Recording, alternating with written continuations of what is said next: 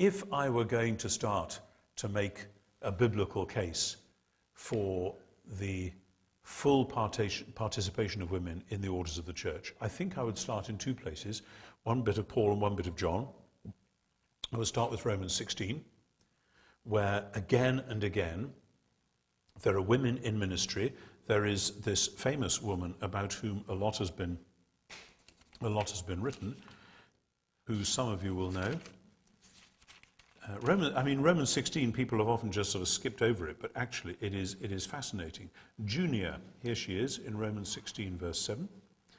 And of course there are some texts which say Julia, and some have made Junius a man, but actually there is no evidence for a male name, Junius, whereas Junia is a well-known female name.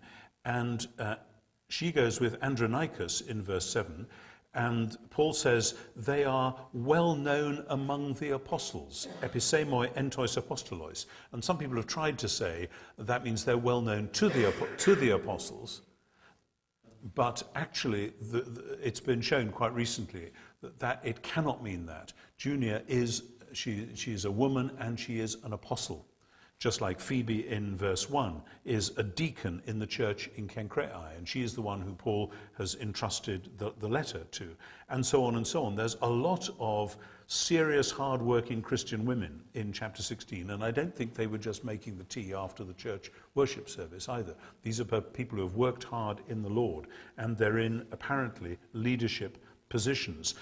Just as in 1 Corinthians, people routinely come up with the passage in 1 Corinthians 14, which says women should keep silence in the churches, but that cannot mean that women cannot participate in leading worship, because in 1 Corinthians 11, Paul insists that when women are praying or prophesying in public, they should look like women, and Paul does not believe in a unisex ministry. I think that's what the stuff about the wearing of the veil and so on is ultimately all about, that they should appear as who they are, and not as sort of counterfeit men or whatever.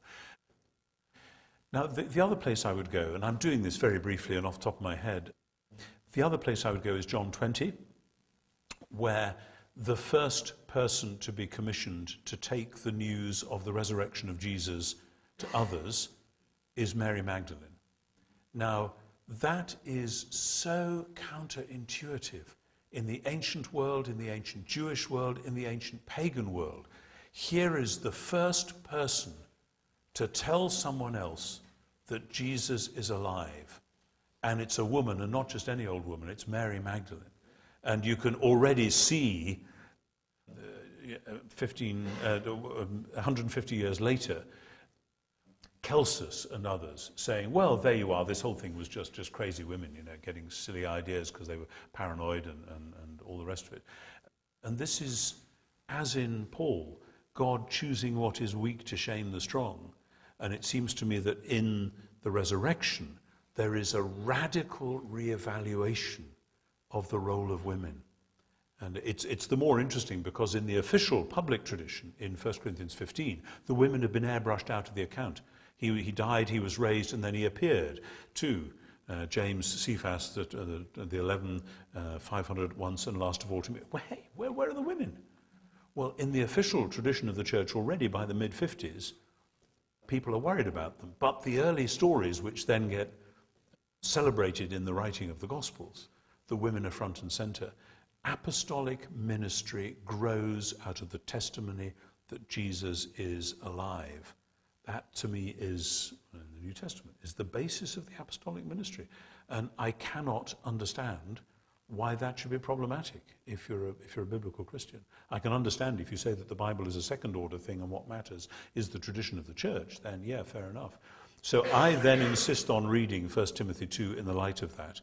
And if you want to know what to think about 1 Timothy 2, I suggest you go and read Paul for Everyone, brackets pastoral epistles, because it's kind of complicated. Do off the top of my head. But that's where I would start, with Romans 16 and with John 20.